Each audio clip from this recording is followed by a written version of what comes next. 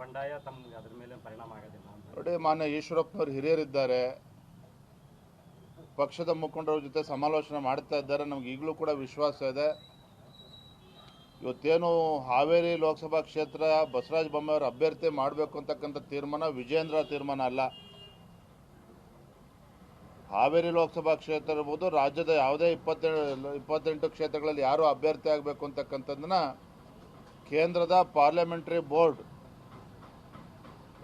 ಚುನಾವಣೆಯ ನಮ್ಮ election committee ಏನಿದೆ ಪ್ರಧಾನಮಂತ್ರಿಗಳ ನೇತೃತ್ವದಲ್ಲಿ ಆ ಕಮಿಟಿ ತೀರ್ಮಾನ ಮಾಡ್ತಕ್ಕಂಥದ್ದು, ವಿಜೇಂದ್ರ ಅಥವಾ ರಾಜ್ಯದ ಅಧ್ಯಕ್ಷ ತೀರ್ಮಾನ ಅಲ್ಲ. ಹಾಗಾಗಿ ಮಾನ್ಯ ಈಶ್ವರಪ್ಪನವ್ರಿಗೆ ಹಿರಿಯರನ್ನು ಈಗಲೂ ಕೂಡ ಮನವಿಯನ್ನು ಮಾಡ್ತಾ ಇದ್ದೇನೆ.